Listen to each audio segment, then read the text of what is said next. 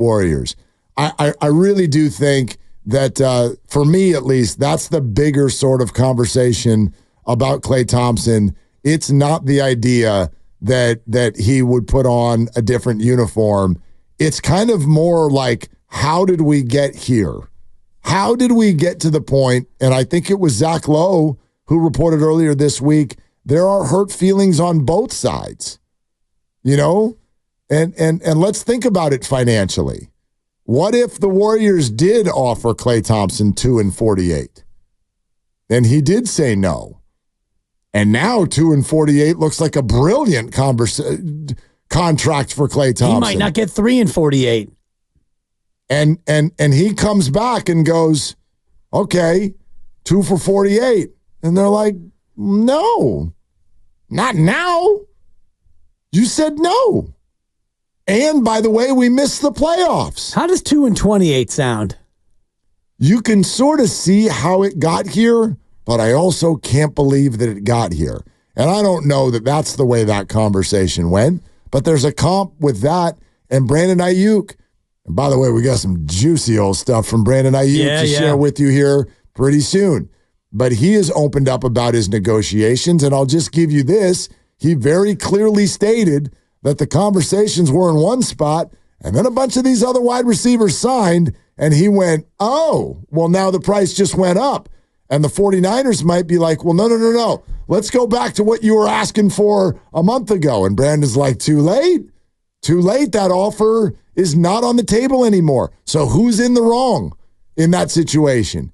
You can see how feelings get hurt, but if you go back just about a year and a half or so, it's really wild to me that any of these three ended up in this spot where the organization and the player are both kind of huffing and puffing about each other. And that, a lot of times, is the natural order of things because, as you mentioned, you go back to October where they were 1 year removed from a championship and they were 5 months removed from a nice little run. You beat the Kings in 7. And then, if it wasn't for that damn Lonnie Walker IV and, a couple of bad possessions against the Lakers, you might actually won that series. You didn't get blown out. You were in it in the Western Conference semis. And so by our standards here in Golden State, that was a little bit of a disappointment, but it was not devastating. And so you go into the next year and Klay wants a deal and you think 2 and 48.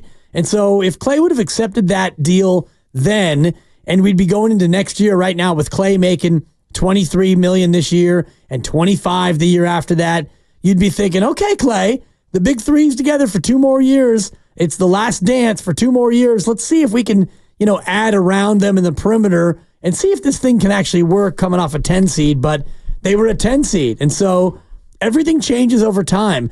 I left my house today and the gas station I go to, gas is $4.39 a gallon for regular. Okay. When I drive back home today, if gas is $4.59 a gallon for regular, I can't go in there and say, hey, it was $4.39 this morning. And you know what? I meant to get gas this morning. We had an agreement. Can we roll that back 20 cents a gallon? Yeah. So it doesn't work that way for Ayuk.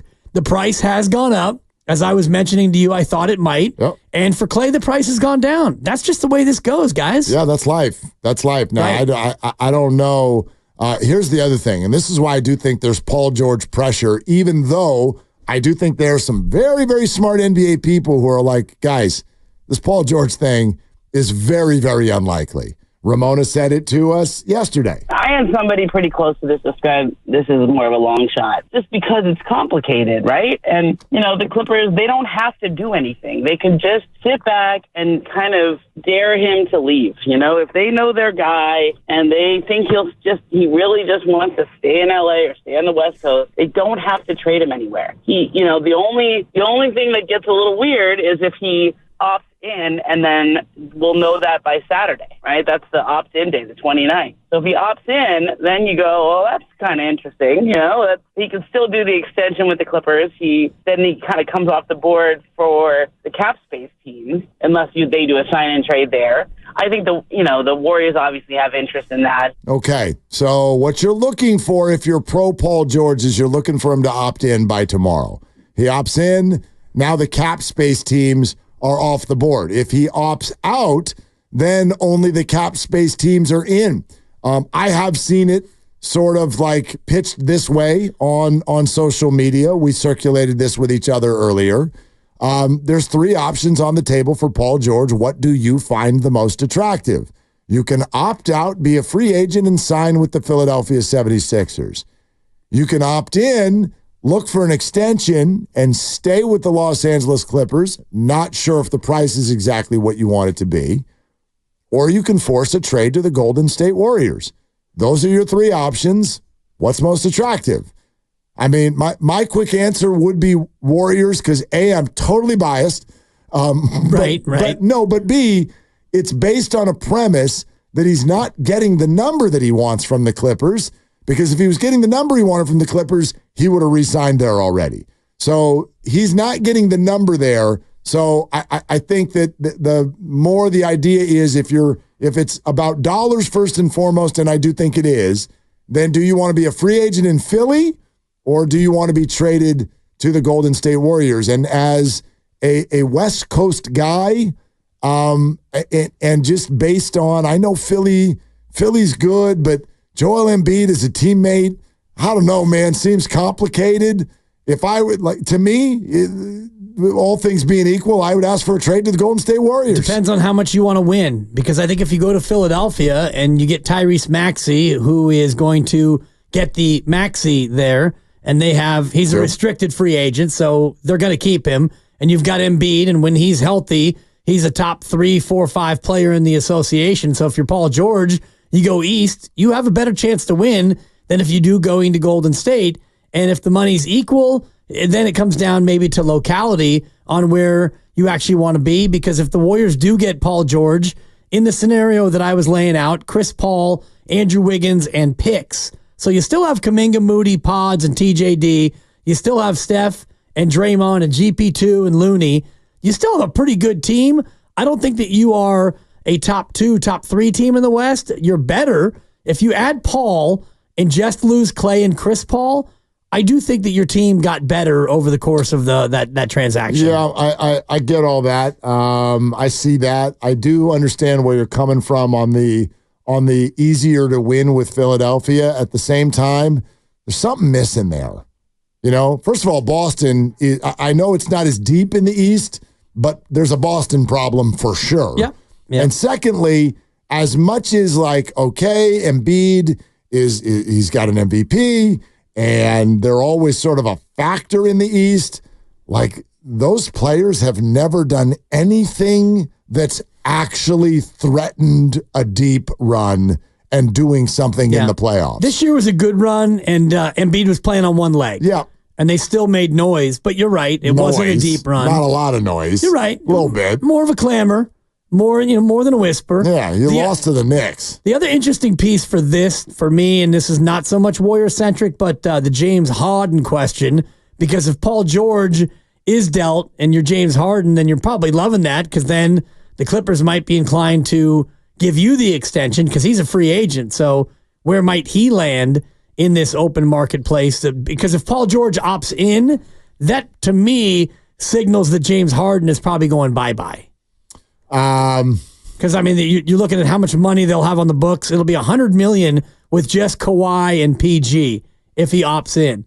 That's 100 of your 190, which is where the second apron is. But I gotta think. It gets steep. But if he opts in, yes, the Clippers could wait.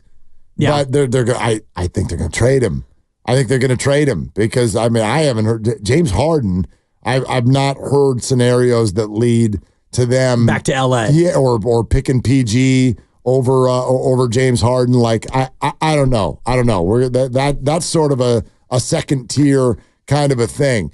There was something else on the TK show that Mike Dunleavy said, and we can play it for you here, some of the sound here in a little bit.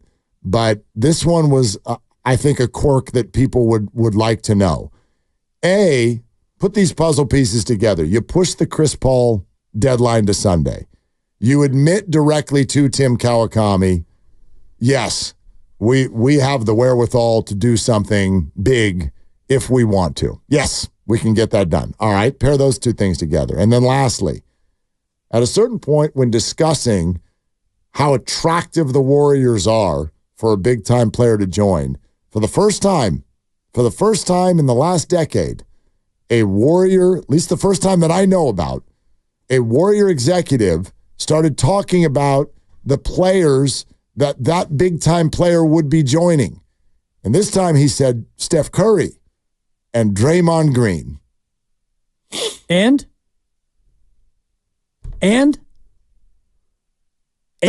that's it. End of list. And that's it. That's it. Now, no love for GP2. If you go Kevon Looney. If you go back to disrespectful. If you go back to the pre-draft press conference, and every other time you've heard a Kerr or a Dunleavy or a Harris or anybody talk, if you've heard them talk, they're going to Lacob. They're going to say the same thing every time.